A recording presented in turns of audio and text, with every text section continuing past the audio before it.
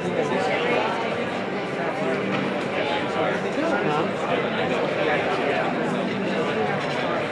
one? Yeah. Okay.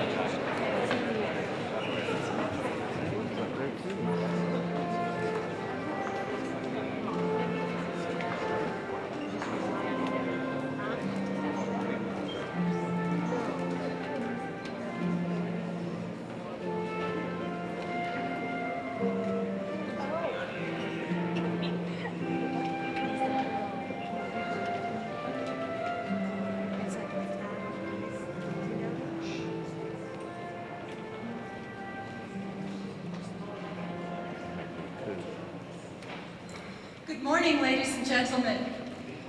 I'm Dr. Julie Upton, Provost of St. John's University, and it is my pleasure to welcome all of you to this historic ceremony.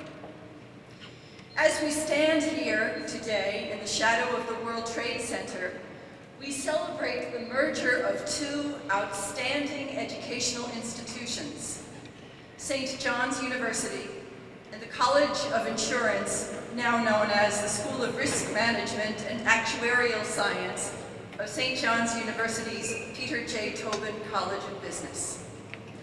On June 1st, this site became the 5th campus of St. John's University and its first Manhattan presence in its 131-year history. It is a pleasure to see so many friends of St. John's University here this morning, and your presence honors us. We would like to extend a special welcome to His Eminence Edward Cardinal Egan, Archbishop of New York, for taking time out from his busy schedule to be with us here today. We are honored that you are with us on this momentous day. We would also like to welcome Mr. Dennis Kelleher, Chairman of the Board of Trustees of St. John's University, and thank him for his tireless support of this important endeavor that we celebrate here today. This occasion would not have been possible without the dedicated efforts of two other important people. Peter J. Tobin, Dean of Peter J. Tobin College of Business, guided this merger along in a timely and thorough manner, and made sure that these two institutions were integrated seamlessly, and we thank him for that.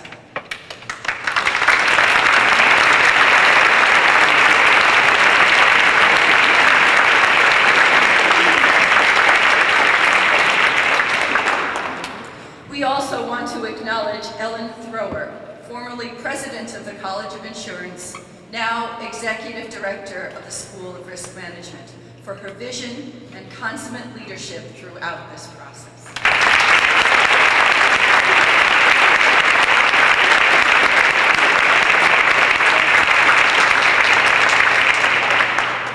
At this time, I would ask you please to stand for the invocation, which will be given by Reverend Michael J. Carroll, CM, Executive Vice President for Student Service, St. John's University.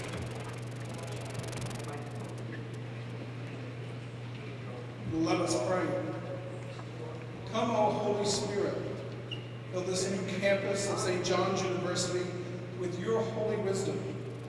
Enlighten the minds and hearts of all who teach and learn at this site. Strengthen those who serve here as administrators and staff. Draw all members of the St. John's University community into greater fellowship with you and each other. May your holy wisdom and charity be evident here today and every day. And we make our prayer as always in the name of Jesus, your Son, who lives with you, risen from the dead, now and forever. Amen.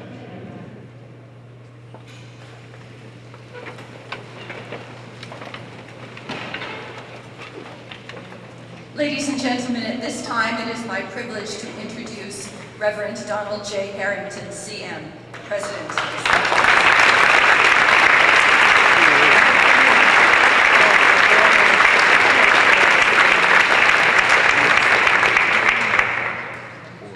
Thank you. I am deeply pleased and honored to echo Sister Julie Upton's words of welcome. Welcome to everyone who is here, and a very special welcome to His Eminence Cardinal Egan. As he got out of the car, I said to him, I cannot begin to tell him how much his presence adds to this occasion for us. And again, Grandmas, we're very, very grateful.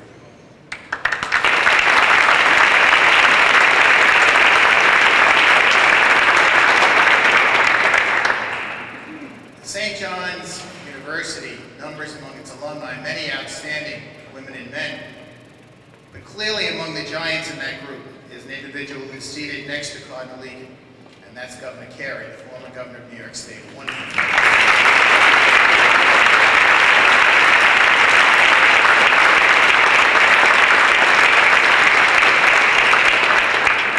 Last weekend, Governor Carey celebrated the 50th anniversary of his graduation from our School of Law. He spent the weekend in our residence hall, staying there 2 nights. And word has it that he kept many of his fellow alumni up very late with the stories.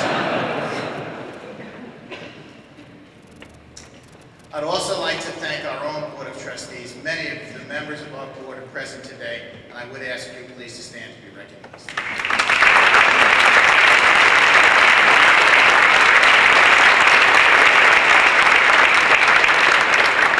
We also have several members of the board of the College of Insurance, and I ask them also to stand to be recognized.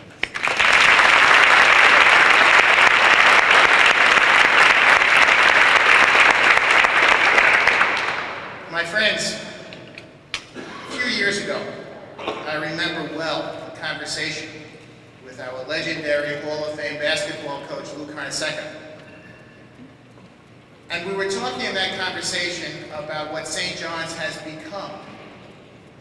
At the same time, we were reflecting on the roots of St. John's as an institution that was founded to be a small day school to serve the children of immigrants.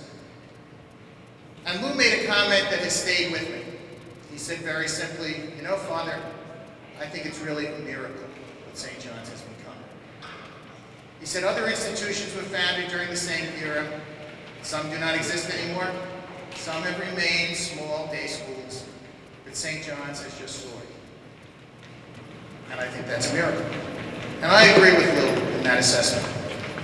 And what's reassuring to me in reflecting on that is it's very clear that throughout our 131 years, God has blessed us. We as a university, first as a college and now as a university, we have sought to let God lead the way. And God has led us in many ways we never would have expected. I can't help but think of the quote which is familiar to many, and I believe it's from St. Augustine, who said that we should pray as though everything depends upon God and work as though everything depends upon ourselves. And indeed, I think if we look at the history of St. John's, we can see those words embodied. Clearly, we have depended upon our God. We have prayed and depended on our God. But so many people over our history have worked as though everything depended upon ourselves. And I'd like to touch very briefly on that history for those who may not be that familiar. In the late 1860s, Bishop John Laughlin, the first bishop of Brooklyn, asked the Vincentians to come to Brooklyn to found a small day school, because the other institutions that existed at that time were not interested in educating the children, in those days just the sons of immigrants. And the followers of Vincent de Paul responded affirmatively to them. I'm sure I never dreamed that St. John's would become what it has. And they settled at Lewis and Willoughby in the Bedford-Stuyvesant section of the city.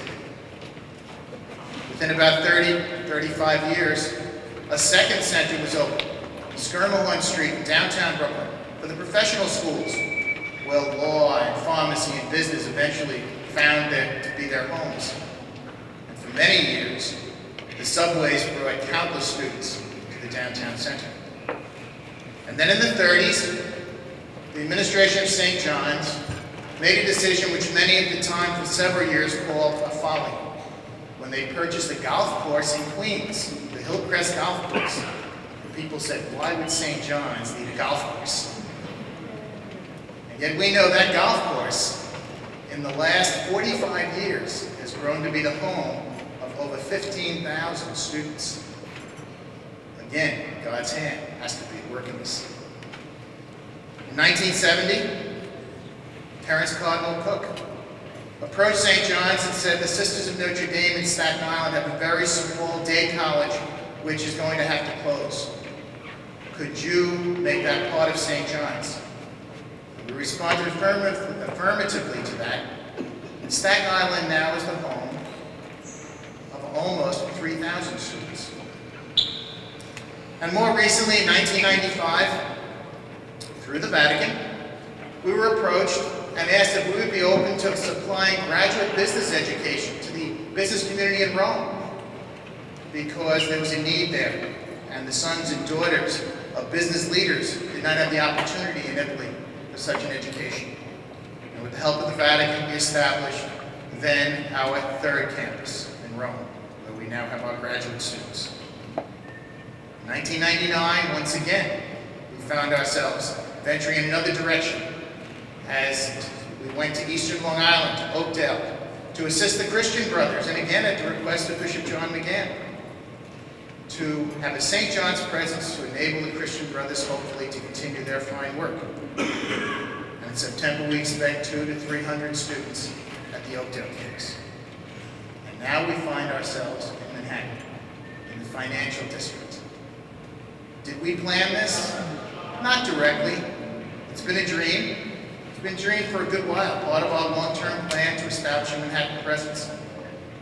My first week in office, in August of 1989, I received a phone call from Cardinal O'Connor asking me to look at an institution here in Manhattan for the possibility of it becoming part of St. John's.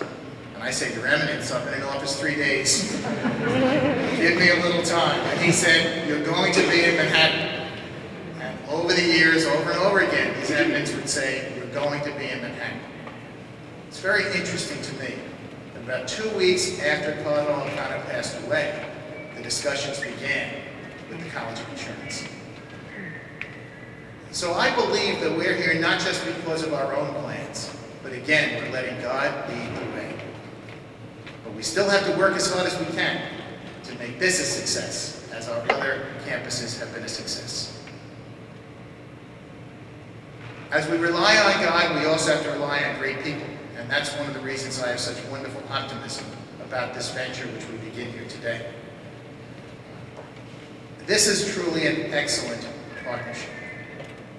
I am deeply impressed with the board of the College of Insurance. I'm deeply impressed with the leadership and by the people who work here at this site. I am also have the greatest of confidence in Peter Tobin, the staff, and the rest of the staff of the College of Business, that this indeed will very quickly become a vibrant part of St. John's University. For 100 years, the College of Insurance has served well. And publicly, I would like to thank Ellen Thrower and the board members of the College of Insurance for entrusting that heritage to us.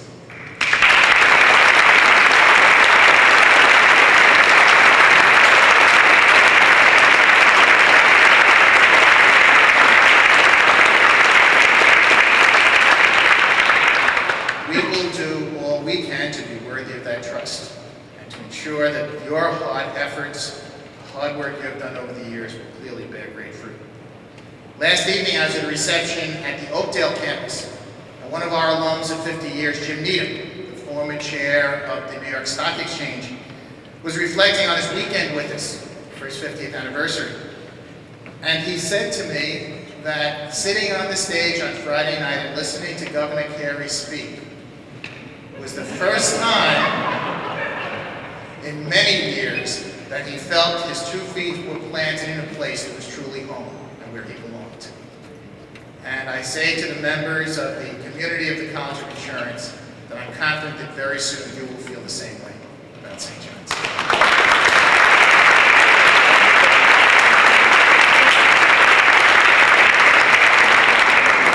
And so yes, I have great hopes.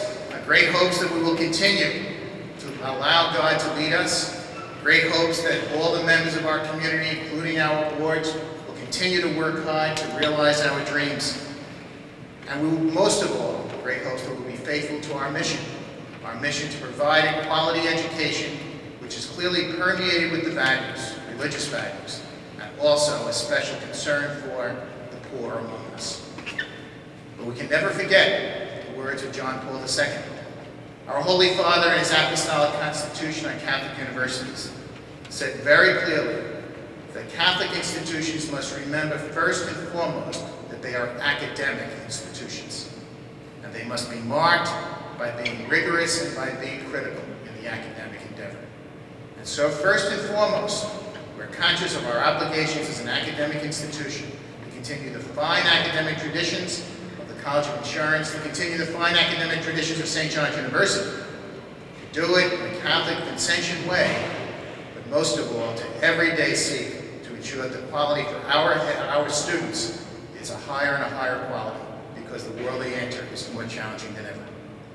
And so what is my dream today as we begin this new endeavor?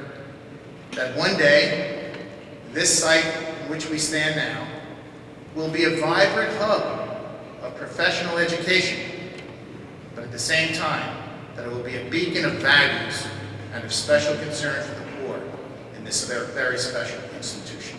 I thank you all for being with us.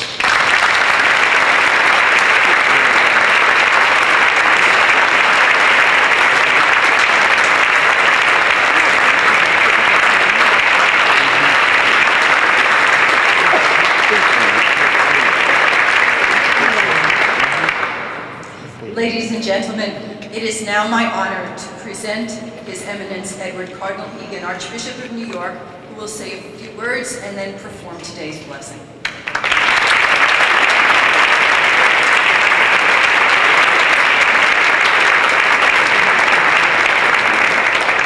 Father Harrington, my very good friend, Governor Carey, the distinguished boards of these two extraordinary institutions of higher learning, and all of the friends of St. John's. Let me tell you that I number myself among that last group, and I have to give an explanation that Father Harrington doesn't know. My mother had her undergraduate degree from DePaul University in Chicago, and in the master bedroom, as they say, of our home, there was this great document to prove that she had studied under the direction, the loving direction of St. Vincent's great priests, St. Vincent's great educators. My mother spoke of a Father Judge, who was the spiritual director of her era. Incidentally, my mother never admitted to being more than 39. Maybe she got that from the Vincentians too, always stay young.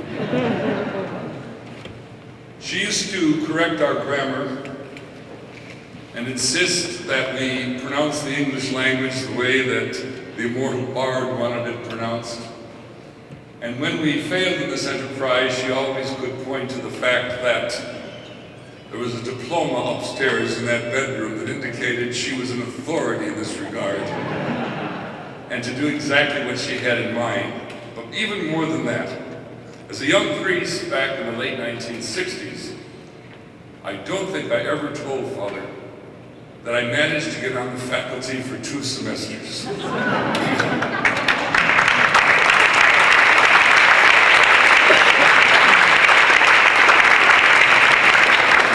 Melancholy truth is that I came to New York and I was never invited to join the St. John's faculty, so I suspect that my grade was not too high there from Chicago.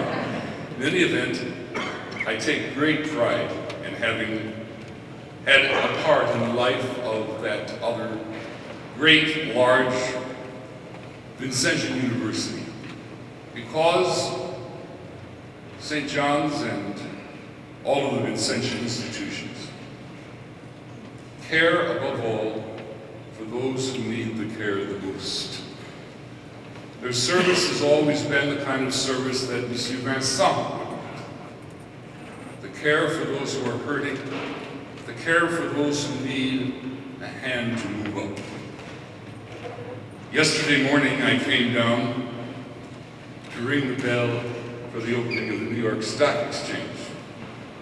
I must confess that I had a little breakfast beforehand in which I suggested a certain charity be exercised, but I did ring the bell.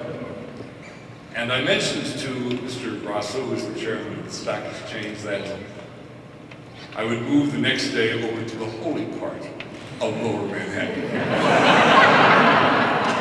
And he observed that both parts are very holy, and after having witnessed their charity, there are now two very holy parts.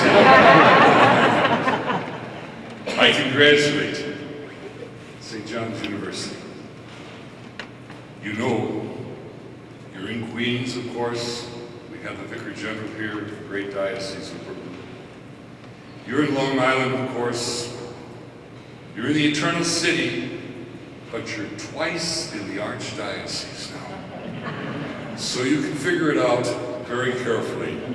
2 for the Archdiocese, 1 for Brooklyn, 1 for Rockville Center, and, well, Your Holiness, of course, you get the most. In any case, the School of Risk Management, Insurance, and Actuarial Science is a great contribution to the life of New York, the academic life, the business life, and the religious life. I cannot welcome you with enough enthusiasm.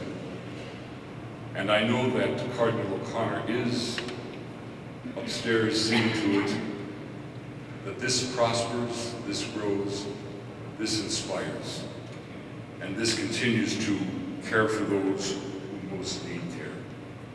Congratulations to all of you. Welcome a second time to the Archdiocese of New York. How about founding another one? We'll talk about that.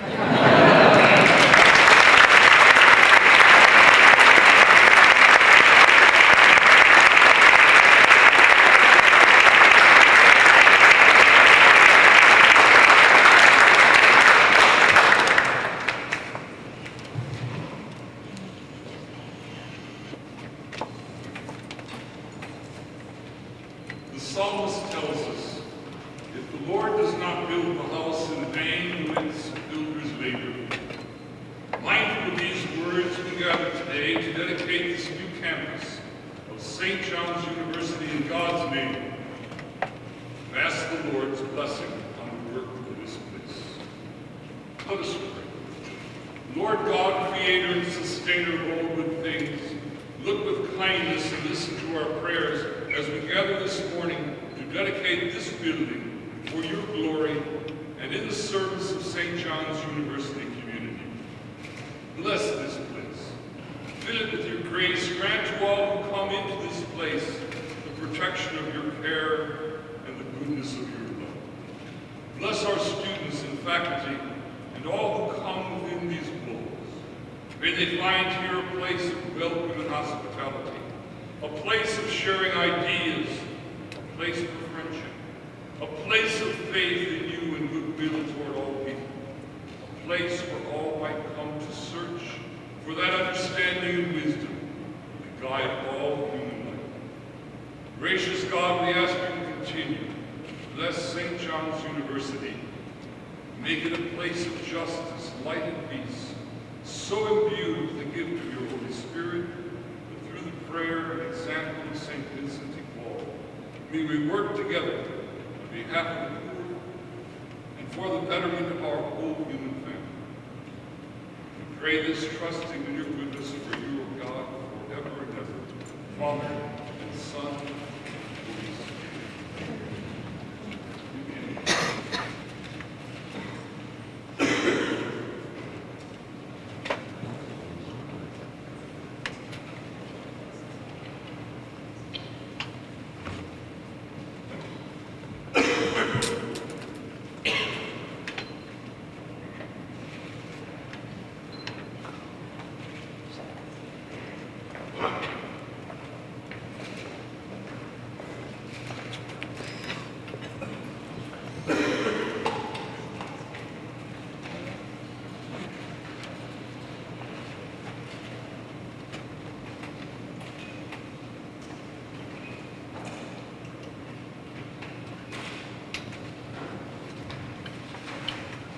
And now we would like to invite everyone gathered here to a brunch reception in the dining area directly behind us. Beginning at 11 o'clock, Employees of St. John's Manhattan campus will be conducting tours of the facility that will leave every 15 minutes from the base of the main stairwell. Employees will be wearing red boutonnieres for easy identification. And this concludes our program. Thank you all for coming and celebrating this historic event.